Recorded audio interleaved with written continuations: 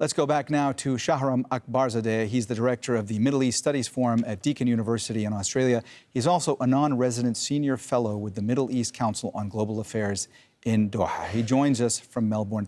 Thanks so much for joining us, Shahram. Let me ask you, what's the level of concern right now about all of this potentially escalating into an all-out regional conflict?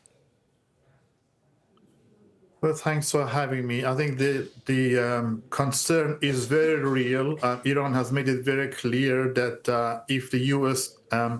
Attacks Iran, then Iran is in its right to respond.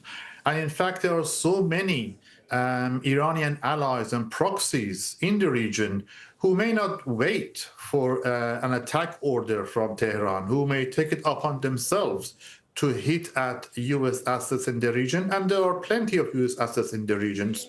The United States has a big footprint in the Gulf region, so all of those could potentially be targeted by various Iranian allies. Shahram, let me ask you, when it comes to escalation now in this region and concerns of a broader regional war, is there a precedent that exists for the action that we've seen that was taken by the U.S. in the last few hours, this type of preemptive strike on nuclear facilities? Well, I guess the most obvious precedent is what the United States did in relation to Iraq. The United States organized a coalition of the willing to topple Saddam Hussein under the false pretense that he was developing weapons of mass destruction. It happened that there were no WMDs in Iraq, that it was all a lie, and the United States plunged Iraq into decades of crisis and anarchy. So I think that's a precedent, and I think that tells us why Netanyahu has been pushing Trump to get engaged, because they knew they couldn't destroy Iran's nuclear facilities, they could only damage it. And also they knew that with US involvement, they would set in motion a process of regime change. So Netanyahu's ultimate goal has always been deposing the clerical regime in Iran, and he knew that the only way to achieve it is through US involvement. So I think what's going on right now is that Trump is really going along with Bibi's, Netanyahu's playbook in enforcing and enacting a regime change in Iran, just like they did in Iraq. Shahram, just stay with us. I'm going to bring you back into the conversation in just a minute. First, let's take a look at the 3 nuclear sites President Donald Trump says the U.S. has attacked. U.S. forces have hit Fordow, Natanz, and Isfahan. The Natanz site is Iran's main uranium enrichment site. Fordow is another facility where nuclear fuel can be purified. And Isfahan is a site that Iran uses to convert uranium. Shahram, from your perspective, as you mentioned, Iran has stated clearly in the run-up to these strikes by the U.S. that if the U.S. were to strike Iran, that Iran would then hit out at U.S. potentially bases or other assets in the Middle East going forward.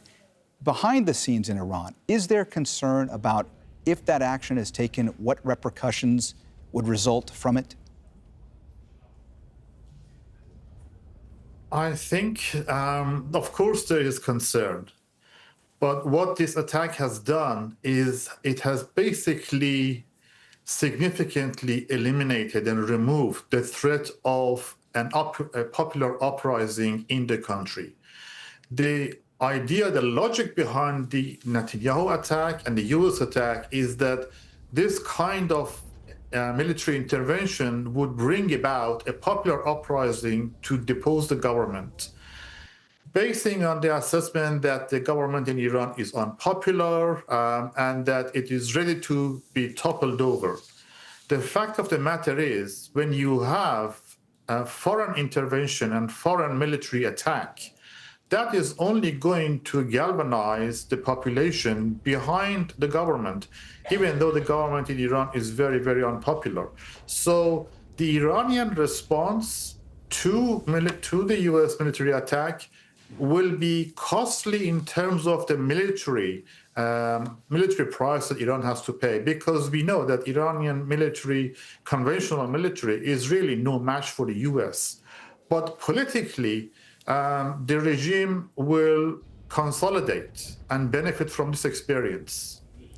Shahram, let me ask you, when it comes to the mood inside of Iran right now, you were talking about the fact that it's unlikely that there would be mass protests at this point because of this action taken by the U.S., that it's unlikely there would be regime change. We do know that Israeli officials had hoped that one of the eventualities of their strikes on Iran, or if the U.S. were to be involved, which now they are involved, is that there could potentially be, they thought, regime change in Iran. We know that the opposition in Iran has been fractured for many years. There's been a lot of infighting amongst those groups. Right now, is there that sort of rally around the flag effect happening that's uniting Iranians in this moment?